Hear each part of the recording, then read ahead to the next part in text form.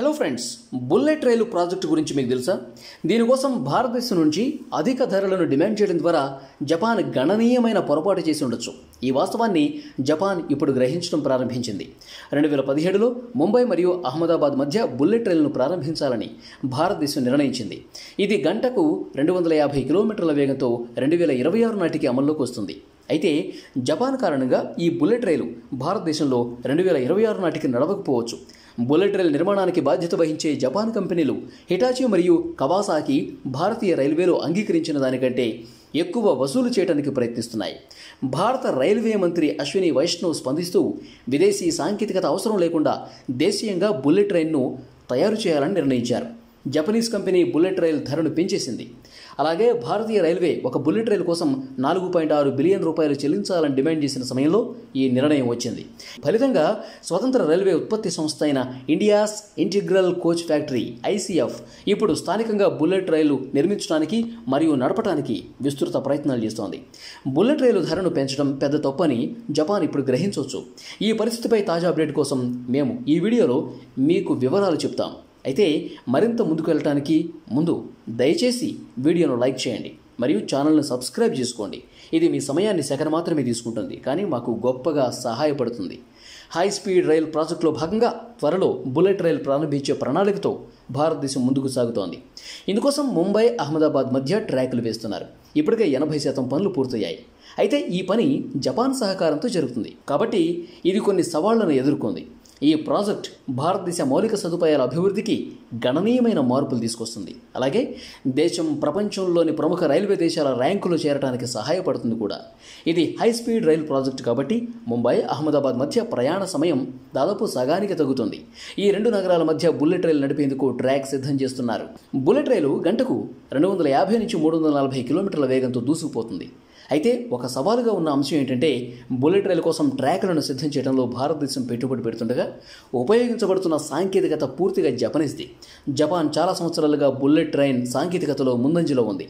ప్రస్తుతం మన స్వంతంగా హై స్పీడ్ బుల్లెట్ రైళ్లను అభివృద్ధి చేయగల మరియు ముందుకు నడిపించే స్వదేశీ సామర్థ్యం మనకు లేదు. తత్ఫలితంగా జపాన్ భారతదేశం కోసం బుల్లెట్ రైళ్ల ధరను పెంచింది. బుల్లెట్ రైళ్లను తయారు చేస్తున్న జపాన్ కంపెనీలైన హిటాచీ మరియు కవాసాకి రెండు భారతీయ రైల్వేలు ఒక్క బుల్లెట్ రైలుకు సుమారు 460 కోట్ల రూపాయలు వసూలు చేస్తాయని ప్రకటించాయి. ఇది భారతీయ రైల్వేలు జపాన్ కంపెనీలకు చెల్లించాల్సిన గణనీయమైన మొత్తం. మరోవైపు జపాన్ కంపెనీలు భారతదేశంలో వాతావరణ మార్పు పూర్తిగా భిన్నంగా ఉన్నాయని వాదిస్తున్నాయి. కాబట్టి భారతదేశంలో జపాన్ బుల్లెట్ రైళ్లను సరిగ్గా నడపడానికి భారతదేశ పర్యావరణ పరిస్థితులకు అనుగుణంగా గణనీయమైన మార్పులు అవసరమవుతాయి. అందువల్ల జపాన్ నుంచి బుల్లెట్ రైళ్లను తీసుకోవడం భారతీయ రైల్వేలకు కొంచెం ఖరీదైంది. అయితే ప్రస్తుతం భారతీయ రైల్వే ప్రాజెక్టులను నిర్వహిస్తున్న భారత ఇంటిగ్రల్ కోచ్ ఫ్యాక్టరీ ICFతో జపాన్కు చెందిన బుల్లెట్ రైలు తయారీ కంపెనీలు సహకరించి ఉంటే అది మనకు చౌకగా ఉండేది. అయినప్పటికీ ప్రస్తుతం వాక్యూమ్ టాయిలెట్లు మరియు ఇతర ఆధునిక ఫీచర్లు వంటి జపాన్లో ఉన్నంత అధునాతనమైన మరియు హైటెక్ కాకపోయినా భారతదేశంలో బుల్లెట్ రైళ్లను స్వతంత్రంగా అభివృద్ధి చేయడానికి ICF కట్టుబడి ఉంది. ఎందుకంటే భారతదేశం యొక్క బుల్లెట్ రైలు రూపకల్పన ఖర్చు కేంద్రీకృతమైంది. అంటే తక్కువ ధరలో దీన్ని తయారు చేయడానికి నిర్ణయాలు తీసుకోబడ్డాయి. అందువల్ల ఈ బుల్లెట్ రైళ్లలో వాక్యూమ్ టాయిలెట్లకు బదులుగా బయో టాయిలెట్స్ ఉపయోగించనున్నారు. అందువల్ల ఇది 50 డిగ్రీల సెల్సియస్ ఉష్ణోగ్రతలో సులభంగా జీవించగలదు. అలాగే దాని ఆపరేషన్లో ఎటువంటి సమస్య లేదు. భారతదేశానికి బుల్లెట్ రైలును అభివృద్ధి చేయడం కూడా అంత కష్టం కాదని నేను మీకు చెప్తాను. ఎందుకంటే ఇప్పటికే వందే భారత్ ఉంది. భారతదేశంలో నడుస్తున్న ఎక్స్ప్రెస్ కొంతవరకు బుల్లెట్ రైలు సాంకేతికతపై ఆధారపడి ఉంటుంది.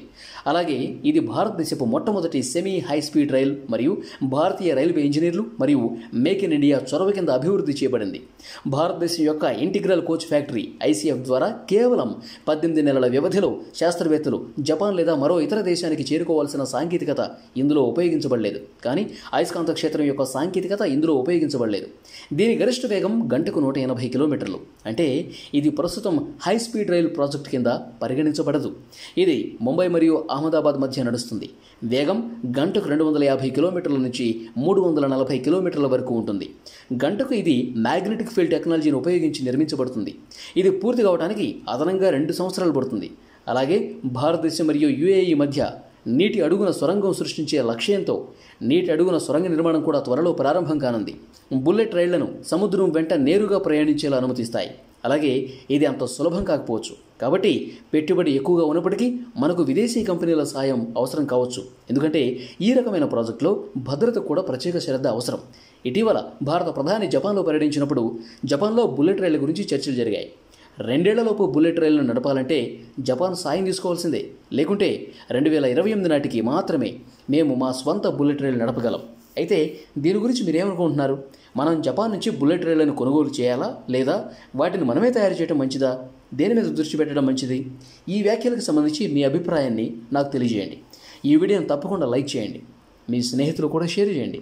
దీని ద్వారా వారు కూడా సమాచారం పొందుతారు. ఇలాంటి మరిన్ని విజ్ఞానవంతమైన వీడియోల కోసం మా ఛానల్ని సబ్స్క్రైబ్ చేసుకోండి. వీడియో నోటిఫికేషన్స్ కోసం బెల్ ఐకాన్ను క్లిక్ చేయడం మాత్రం మర్చిపోవద్దు.